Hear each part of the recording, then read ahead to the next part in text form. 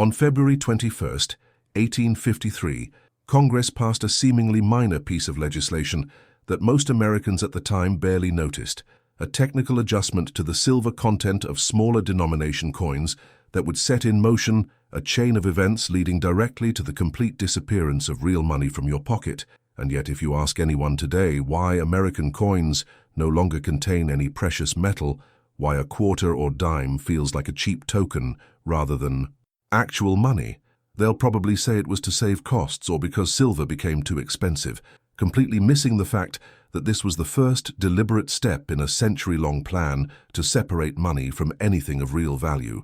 What Congress did in 1853 was reduce the silver content in half dollars, quarters, and dimes by roughly 7%, while simultaneously making them no longer legal tender for debts above $5, which meant that for the first time in American history, coins circulating in daily commerce were worth less as metal than their face value stated, and this seemingly small change established a precedent that would eventually allow the government to create money out of nothing, to break the fundamental connection between currency and value, to transform your savings from something real and tangible into mere numbers that could be manipulated at will. The truly disturbing part is that this wasn't an accident or an unintended consequence. This was a calculated first step, and once you understand why it happened and what came after, you'll never look at the coins in your pocket the same way again. To understand what was stolen from us in 1853, you need to go back to the founding of the Republic, when the Coinage Act of 1792 established the dollar as a specific weight of silver, 371 1/4 grains of pure silver to be exact, which meant that a dollar wasn't just a name or a number. It was an actual physical quantity of precious metal with intrinsic value that had been recognized and desired by human civilizations for thousands of years. The genius of this system was that money couldn't be created out of thin air. It had to be mined from the earth at great effort and expense, which meant there were natural limits on the money supply, natural constraints on government spending, natural protections against the debasement of currency that had destroyed empires throughout history. When you held a silver dollar in your hand, you held real wealth, something that would maintain its value over time, regardless of what politicians or bankers did. Something you could trade anywhere in the world because silver was universally recognized as valuable, something that represented hours of human labor and tons of ore processed and refined. But by the early 1850s, this beautiful system was beginning to show cracks, not because there was anything wrong with the system itself, but because the California gold rush that began in 1848 had dramatically increased the supply of gold relative to silver. And this shift in relative values created a problem that would eventually be used as justification for fundamentally transforming American money.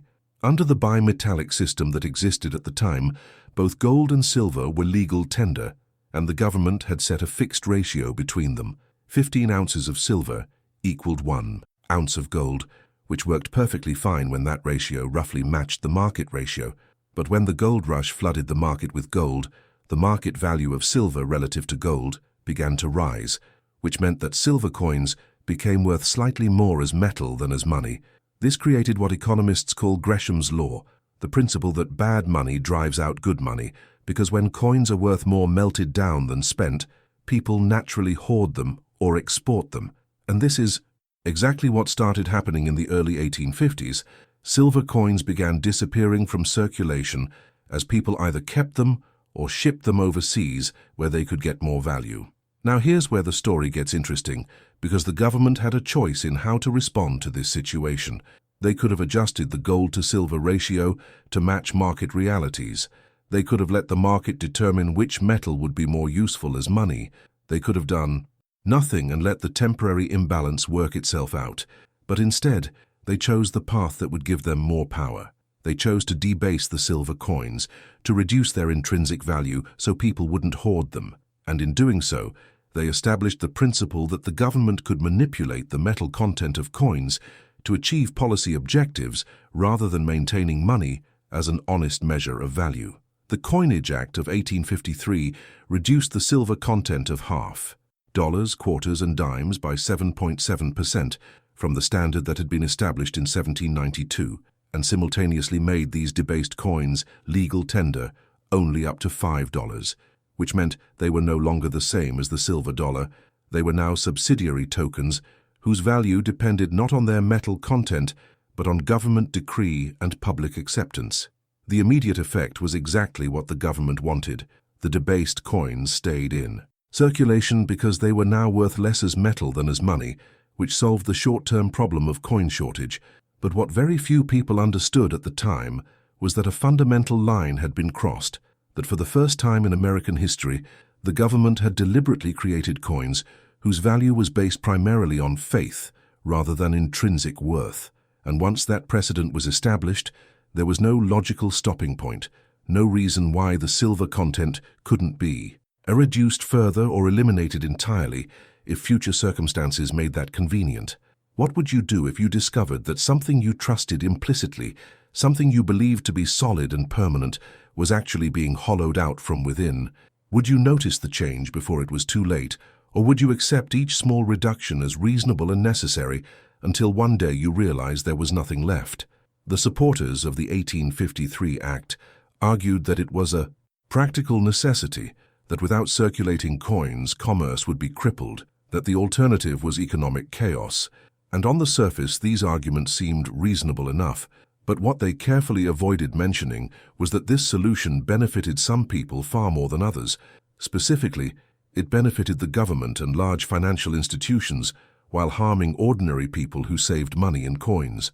When the silver content was reduced, anyone holding the old full-weight coins saw their purchasing power silently stolen, as the market was flooded with cheaper coins that drove down the effective value of all silver coins, and anyone who had saved money by accumulating silver coins suddenly found that their savings were worth less than they had been, not because of any market force or economic change, but because the government had simply declared it so. This is the hidden tax of debasement, the way governments throughout history have funded themselves by reducing the value of money, and the 1853 Act was the first time the United States government embraced this destructive practice, setting a precedent that would be followed again and again until we arrived at the completely fiat currency system we have today, where money has no intrinsic value whatsoever.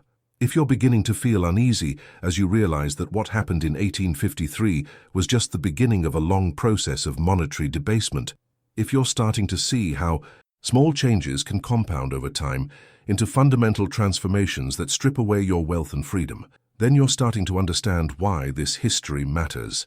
Subscribe now, because what comes next will show you exactly how the path started in 1853 led directly to the complete abandonment of honest money. The immediate consequences of the 1853 Act seemed minor to most people. Coins circulated again, commerce flowed normally, businesses could make change, and life went on much as before. But what most people didn't notice was that the full-weight silver dollars were now disappearing just as the smaller coins had been before, because with the smaller coins debased, people naturally preferred to hoard or export the full-weight dollars, and this set up the next stage of debasement. In 1873, exactly 20 years after the first silver debasement, Congress would pass the Coinage Act that demonetized silver entirely for larger transactions, the crime of 1873 that we explored previously, and it's no coincidence that this happened just 2 decades after the precedent for debasement was established, because once you accept the principle that government can manipulate the metal content of coins, you've already lost the argument about whether money should be honest. The 1853 Act taught the government and banking interests that they could get away with debasement, that the public would accept it as necessary, that opposition could be overcome by claims of practical necessity, and this lesson would be applied repeatedly over the next century and a half. By the late 1800s, the process of debasement would accelerate, with silver being eliminated from standard coins, gold becoming the only metal backing for money, and even that connection being steadily weakened until 1971, when it was severed entirely.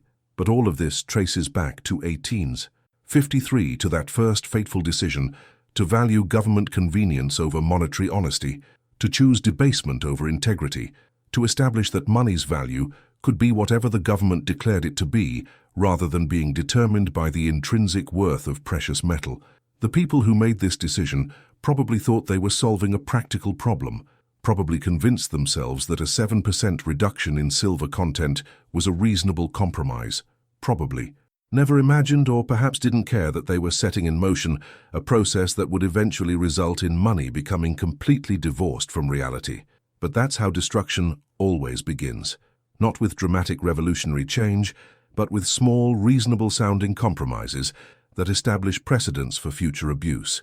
What's particularly insidious about the 1853 debasement is how it masked itself as a solution to a problem when, in reality, it was creating far worse problems for the future, because yes, reducing the silver content kept coins in circulation and facilitated commerce in the short term, but it also taught everyone involved that money was whatever the government said it was, that intrinsic value didn't matter as much as legal tender laws, that faith in government decree could substitute for faith in precious metal, and once that mental shift occurred, the foundation was laid for the complete fiat currency system we now endure. Think about what this means for your own understanding of money, because most people today never question why coins are made of cheap metals, why paper currency isn't redeemable for anything real, why the government can create trillions of dollars out of nothing during financial crises. But all of this became possible because in 1853 Congress established that money doesn't have to be real, it just has to be accepted, and acceptance can be enforced through legal tender laws and social convention, even when there's no underlying value to support it. The deeper you examine the Coinage Act of 1853, the more you realize it wasn't really about solving a coin shortage problem. It was about testing whether the government could get away with debasement, whether the public would accept debased coins, whether the principle of honest money could be abandoned without serious political consequences, and the answer turned out to be yes, they could get away with it. People would accept it, and the principle of honest money could be gradually eroded without most people even noticing. This is how all systems of control evolve, not through dramatic coups or obvious tyranny, but through small incremental changes that seem reasonable at the time, but cumulatively transform everything. And monetary debasement is perhaps the clearest example of this pattern, because it happens so gradually that each generation accepts the money they inherit without questioning how it became so degraded from what their grandparents used. Your great-great-grandparents used silver dollars that had real intrinsic value. Your great-grandparents used silver certificates that were at least theoretically redeemable for silver. Your grandparents used Federal Reserve notes that were backed by gold until 1971, and you use Federal Reserve notes that are backed by absolutely nothing except the government's promise to accept them for taxes and the social convention that everyone else will accept them too. But this transformation didn't happen overnight. It happened through a series of steps, and the first step was in 1853. What would your financial life look like if money still had to be honest? If every dollar had to represent a specific quantity of precious metal? If the government couldn't create money out of nothing to fund its spending or bail out politically connected banks? If inflation couldn't silently tax away your savings because the money supply was limited by the physical availability of gold and silver? This isn't a hypothetical question. This is how money actually worked for most of American history before the precedents established in 1853 began the long slide toward fiat currency. And the fact that most people today can't even imagine such a system, that they assume government-controlled fiat currency is natural and inevitable, shows how thoroughly the lessons of 1853 have been forgotten. The people who lived through the transition from honest money to debased coins understood what was being lost. Some of them protested, some of them warned about the dangers, but they were outnumbered by those who accepted the government's assurances that this was necessary and temporary. And now here we are, 7 generations later, using money that has no intrinsic value whatsoever and wondering why our savings never seem to keep up with the cost of living, why asset prices inflate while wages stagnate. Why? The system feels rigged in favor of those closest to money creation. The Coinage Act of 1853 matters today because it reveals the mechanism by which honest money is transformed into fiat currency, and that mechanism is always the same: create a crisis or emergency, propose debasement as a practical solution, implement the debasement on a supposedly temporary basis, then when the temporary becomes permanent and people have accepted it, create the next crisis that requires the next level of debasement, and repeat this process until money becomes completely disconnected from anything real. We've seen this pattern play out repeatedly since 1853. We saw it in 1873 with the demonetization of silver. We saw it in 1913 with the creation of the Federal Reserve. We saw it in 1933 when Americans were forced to turn in their gold. We saw it in 1965 when silver was removed from quarters and dimes. We saw it in 1971 when the last link to gold was severed. And we're seeing it right now with talk of central bank digital currencies that would give governments unprecedented control over money and spending. Each of these steps was presented as necessary, as temporary, as the only reasonable response to circumstances. But cumulatively, they represent the complete transformation of money from something real and honest into something artificial and manipulated. And it all started with that seemingly minor 7% reduction in silver content in 1853. Here's what they don't teach you in schools, what economists rarely emphasize, what politicians never want you to understand, that every act of monetary debasement is a transfer of wealth from savers to debtors, from those who hold money to those who create money, from ordinary people to governments and banks, because when the money supply is increased, or the intrinsic value of money is decreased, those who get the new money first benefit at the expense of those who get it last, or not at all. The Coinage Act of 1853 took 7.7% of the value of silver away from everyone who held silver coins and transferred it to the government that could now create more coins from the same amount of silver. And this is exactly what happens every time money is debased or inflated, whether it's through reducing precious metal content, or printing more paper currency, or creating digital dollars through quantitative easing. The mechanism is always the same. Those close to money creation benefit and everyone else pays the cost. Do you see now why they don't teach you this history? Why monetary policy is presented as complex and technical rather than as a moral issue about theft and honesty? Why questioning the Federal Reserve or fiat currency is dismissed as economic ignorance rather than engaged as legitimate concern? The ultimate lesson of the Coinage Act of 1853 is that the road to complete fiat currency is paved with small, reasonable-sounding compromises, and once you accept the principle that money's value can be manipulated for policy objectives rather than being based on intrinsic worth, you've already lost the battle for honest money. The 7% reduction in silver content seems trivial compared to the current system where money has 0% precious metal content, but it was that first 7% that made all the subsequent debasements possible, because once the precedent was established, once people accepted that government could change what money was, there was no logical stopping point, no principle that could prevent further degradation, no argument that couldn't be overcome by claims of necessity or emergency. This is why understanding monetary history matters, not as academic exercise, but as warning about how freedom and wealth are gradually stolen through seemingly minor changes that compound over time into fundamental transformations, and why the fight for honest money isn't some outdated concern from the past, but an ongoing struggle that determines whether your savings will maintain value or be silently taxed away through inflation and debasement.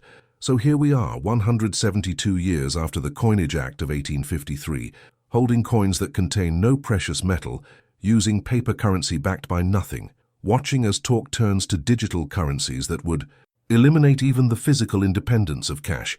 And most people have no idea how we got here, because they don't know about 1853 or the series of steps that followed. The coins disappeared from your pocket gradually, so gradually that each generation accepted what they inherited without questioning why their money was worth less than their parents' money. And now we've reached the point where money is just numbers in computers, where governments and central banks can create trillions of dollars with a few keystrokes, where the very concept of money as a store of value has been replaced by money as a tool of policy and control. But it didn't have to be this way, and it doesn't have to continue this way, because once you understand how debasement works, once you see the pattern of incremental change justified by emergency and necessity, once you recognize that honest money is possible and was once normal, you can start demanding something better than the system that has been imposed through decades of gradual degradation. If this history has opened your eyes to how the money in your pocket became worthless tokens, if you're starting to understand that what seems normal today is actually the result of choices made by people with interests opposed to yours, if you're feeling angry that you were never taught this essential history, then you need to see what we reveal next, because the Coinage Act of 1853 was just the beginning of a much longer story of monetary manipulation and understanding that complete story is essential to protecting yourself and demanding change. Subscribe now, because in the next episode, we're going to show you exactly how the Federal Reserve was created to formalize and expand the debasement that began in 1853. And once you see that connection, you'll understand that the current monetary system isn't inevitable or natural, but was deliberately constructed to benefit a few at the expense of the many, and understanding that is the first step toward building something better.